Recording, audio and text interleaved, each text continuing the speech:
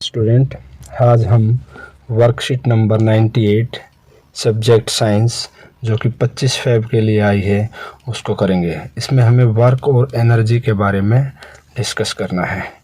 इसमें कल भी हमने वर्क और एनर्जी के बारे में डिस्कस किया था 97 में भी। इसमें हम स्पेशली काइनेटिक एनर्जी के बारे में डिस्कस करेंगे। तो काइनेटिक एनर्जी क्या होती है? An object possesses kinetic energy when it moves. यानी कोई भी ऑब्जेक्ट अगर वो मूव कर रहा है तो उसके अंदर जो एनर्जी है वो उसको हम कह सकते हैं वो काइनेटिक एनर्जी है। तो कोई ऑब्जेक्ट अगर मान लिया रेस्ट पर है तो उस केस में क्या है, काइनेटिक एनर्जी नहीं है।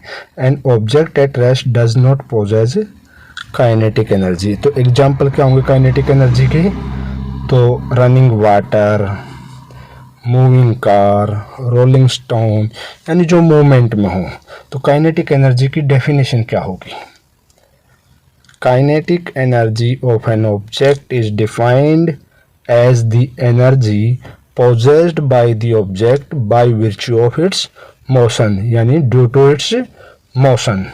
तो काइनेटिक एनर्जी जो है वो किन किन चीज़ों पर डिपेंड करती है? Kinetic energy of the object depends upon mass of the object, जो उसका मास है, वेलोसिटी ऑफ द ऑब्जेक्ट, जिस वेलोसिटी से वो मूव कर रही है। हमने पहले बताया कि जो मूवमेंट में होती है उस बॉडी में जो एनर्जी होती है वो क्या होती है? Kinetic energy. Mathematical expression of the kinetic energy. Let us consider M. M को मान लेते हैं मास ऑफ द ऑब्जेक्ट, जो यू वेलोसिटी से मूव कर रहा है और उसके यू वेलोसिटी से मूव किया है और उसने डिस्प्लेसमेंट क्या की है? एस। एस उसकी क्या होगी? डिस्प्लेसमेंट।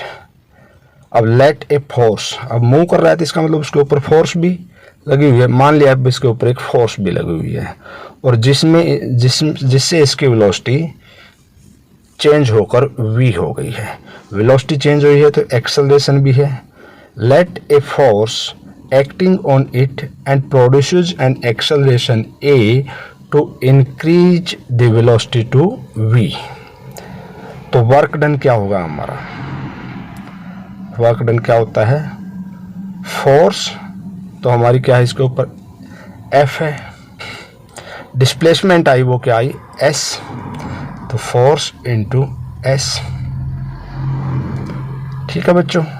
और फोर्स क्या होती है हमारी? Mass into acceleration into S। ठीक है बच्चों। तो ये हमारा वर्क क्या हो गया? हमारा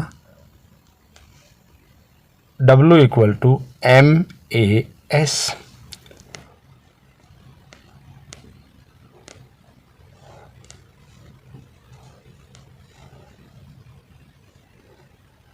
वर्क क्या आ गया हमारा? M, A और S। अब हम इस S की value third equation of motion से निकालेंगे। थर्ड इक्वेशन ऑफ मोशन क्या है? v square minus u square equal to 2AS। यहाँ से S क्या हो जाएगा? v square minus u square divided by 2A। ये क्या हो गया हमारा? S। अब इसमें S की जगह पर हम इस S की वैल्यू पुटअप कर देंगे, यानी W इक्वल टू हो जाएगा MA, फिर ये हो जाएगा v square minus u square और ये 2A। अब इस A से A कैंसिल हो गया तो ये हमारा W यहाँ पे क्या हो जाएगा? W इक्वल टू हाफ, ये 2 तो नीचे रह गया तो 1/2 हो जाएगा M और v square minus u square. ठीक है बच्चों, ये आ गया हमारा W equal to half MV square minus u square. If the object is initially at rest, initial velocity क्या थी हमारी? u। ऑब्जेक्ट इनिशियली क्या हम मान लिया? रेस्ट पे है, तो इनिशियल वेलोसिटी u रेस्ट पे थी यानी 0। अब इसमें u को हम 0 कर देंगे तो W इक्वल टू क्या आ जाएगा? हाफ, इसमें करेंगे हम put up M v square minus 0 square, ये तो 0 ही हो जाएगा, तो 0 हो जाएगा तो ये क्या हो जाएगा? Half M v square. ये हो गया हमारा काइनेटिक एनर्जी का फार्मूला। तो काइनेटिक एनर्जी क्या होगी? E equal to half M we square. ये E को एनर्जी ले लेते हैं, नीचे K लिखते हैं तो काइनेटिक एनर्जी कह सकते हैं। हम इसको ये भी लिख सकते हैं K E kinetic energy equal to half M we square. देखो इसमें एक चीज़ और लिखी हुई है, work done equal to energy. ये हमने क्या निकाला था, वर्क डन निकाला था।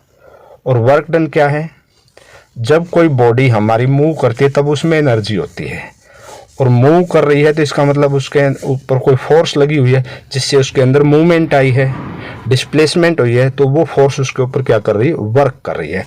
तो हमने ये निकाला W equal to M A S, और वो एम ए एस ये कैलकुलेट करते करते यहाँ पर आ गया था half M we square minus u square, और फिर यू जो हो गया था इनिशियली 0, तो ये हो गया था हाफ एम वी स्क्वायर।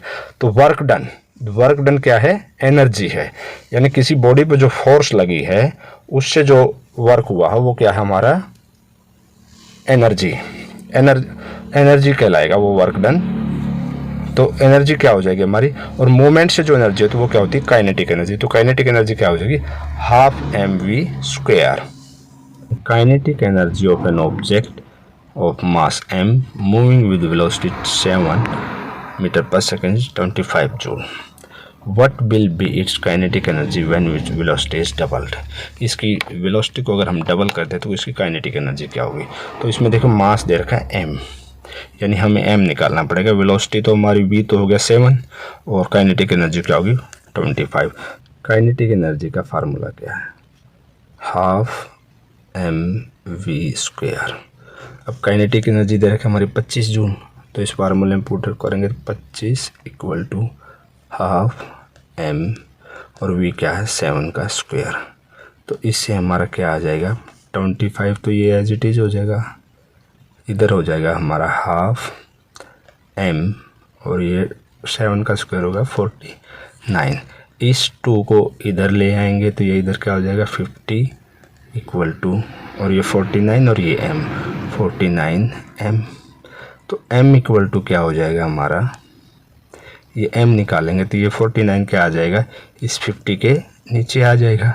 तो m इक्वल टू हो जाएगा हमारा 50/49। तो इससे आ गई हमारी m की वैल्यू क्या होगी 50/49 आ गई। अब इस कहते हैं कि वेलोसिटी इसकी डबल कर दी, पहले वेलोसिटी क्या थी 7 थी, डबल कर दी तो अब कितनी वेलोसिटी हो जाएगी, 7 का डबल 14 हो गया। तो अब काइनेटिक एनर्जी क्या होगी, what will be the kinetic energy when velocity is double. तो अब काइनेटिक एनर्जी क्या होगी, अब हमारे पास मास भी आ गया, kinetic energy half M we square. अब हम हाफ एम की जगह क्या आ जाएगा हमारा 50/49, और ये 14 का वेलोसिटी का स्क्वायर 1/2 50/49, और 14 का स्क्वायर होगा 196। ये जो 14 है और ये 196 को काट कर 4 रह जाएगा हमारा, और ये 2 है, ये इसको काट कर 2 रह जाएगा, यानी आएगा हमारा 50 और ये 2 यानी 100। तो काइनेटिक एनर्जी क्या हो जाएगी हमारी 100। तो काइनेटिक एनर्जी आ जाएगी 100 joule. Certain force of acting on 2 kg mass changes its velocity from 5m to 5 meter per second to 15 meters per second. Calculate the work done by the force. अब ये है velocity कितने से कितने change होती है, 5 से 15। तो इसका मतलब u तो हो गया शुरू में कितनी 5 इनिशियल वेलोसिटी 5 मीटर पर सेकेंड, और v हो गया 15 मीटर पर सेकेंड। तो और मास कितना दे रखा है 2 kg, v square minus u square. तो ये इक्वल टू हो जाएगा हमारा हाफ मास की जगह 2 और v स्क्वायर और u स्क्वायर की जगह v कितना है इसमें हमारा 15 उसका स्क्वायर, और u कितना है 5 का स्क्वायर।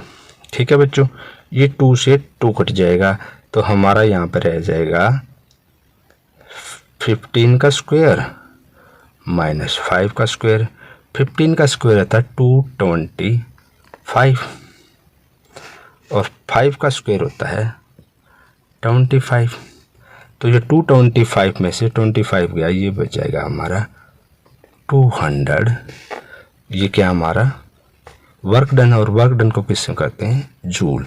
हमेशा ध्यान रखना जब भी कोई सॉल्यूशन आप करोगे किसी भी क्वेश्चन का तो उसकी यूनिट उसके साथ लगाना बहुत ज़रूरी है, यानी ये 200 जूल हो। पहला, दूसरा और तीसरा क्वेश्चन भी कर लेते हैं। पहला क्वेश्चन क्या है, define kinetic energy, also write down its formula. Kinetic energy of an object is defined as the energy possessed by the object by virtue of its motion. ये हो गया बच्चों हमारा काइनेटिक एनर्जी के बारे में। सेकंड है, what would be the kinetic energy of A car standing in A garage. Car garage के अंदर स्टैंड खड़ी है, यानी खड़ी है तो इसका मतलब इसकी वेलोसिटी क्या हो जाएगी, 0। और काइनेटिक एनर्जी का फार्मूला क्या होता है, के = ½ mv², यानी और v हो गया 0, और किसी भी चीज़ को 0 से गुणा कर देंगे तो वो क्या हो जाएगा हमारा 0 हो जाएगा, तो काइनेटिक एनर्जी क्या हो जाएगी 0। अब थर्ड क्वेश्चन है, on what factor does the kinetic energy of an object depend. ऊपर देखिए ये लिखा हुआ है, kinetic energy of an object depends on the mass of the object and velocity of the object. इसी के साथ हमारे ये सारे क्वेश्चन हो गए हैं। लास्ट में देखते हैं कोविड अप्रोप्रिएट बिहेवियर के लिए, wash your hand with soap and water regularly. Okay बच्चों, थैंक यू। इसी के साथ आपकी वर्कशीट पूरी हुई। नेक्स्ट वर्कशीट के साथ फिर मिलते हैं आगे।